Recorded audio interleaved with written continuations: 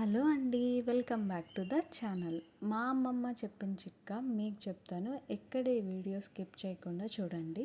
So ఈ hibiscus ఫ్లవర్స్ని హెయిర్కి ఎలా మాస్క్ లాగా వేసుకోవాలో నేను మీకు ఈ వీడియోలో చూపిస్తాను. ఈ హైబిస్కస్ ఫ్లవర్స్లో మనకి యూజెస్ ఏంటంటే హెయిర్ గ్రోత్ని కానీ and hair damage, hair loss, conditioner కూడా లాగా యూజ్ అవుతుంది. ఎందుకంటే దీంట్లో మంచి లోషన్ టైప్ ఉంటాయి కాబట్టి మనకి హెయిర్ కండిషనర్ లాగా యూజ్ అవుతుంది. ఇక్కడ హెయిర్ మాస్క్ ఎలా వేసుకుంటున్నానో కూడా చూడండి. పైన పొయ్యకండి ఎప్పుడు హెయిర్ మాస్క్.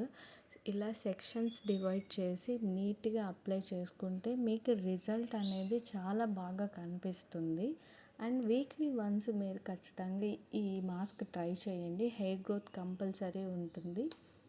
అండ్ చేసిన తర్వాత కూడా నాకు ఈ కింద వీడియోలో కమెంట్ అనేది పెట్టండి. మీకు ఎలా అనిపించింది, ఎలా ఎక్స్పీరియన్స్ చేశారనేది కూడా.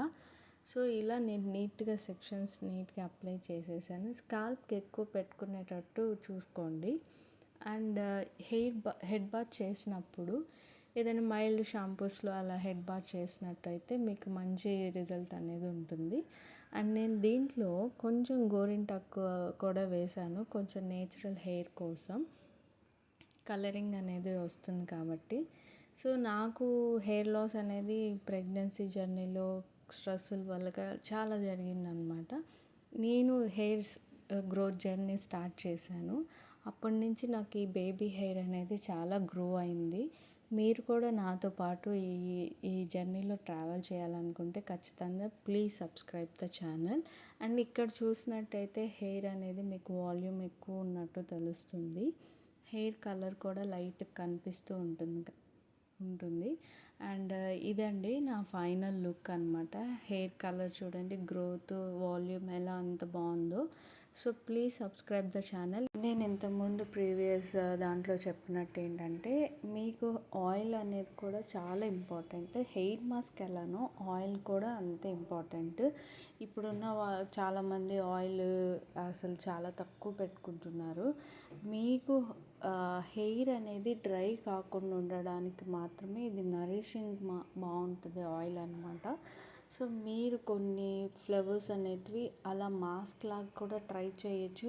అండ్ అదేవిధంగా హెయిర్ ఆయిల్గా చేసి పెట్టుకుంటే మీకు ఇంకా హెయిర్ గ్రోత్ అనేది మామూలుగా ఉండదండి.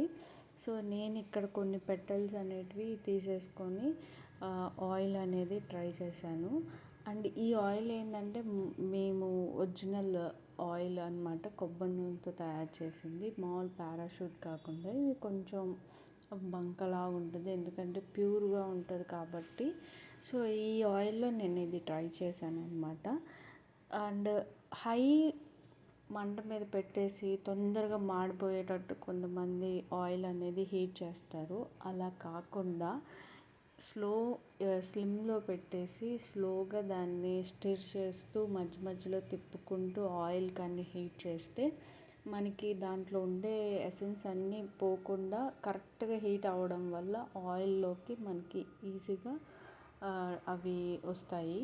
సో దీని తర్వాత కూలింగ్ అయిన తర్వాత, ఆయిల్ కూల్ అయిన తర్వాత 1 డే అంతా అలానే పెట్టేసి మళ్ళీ మీరు ఆయిల్ని యూస్ చేసుకోవచ్చు.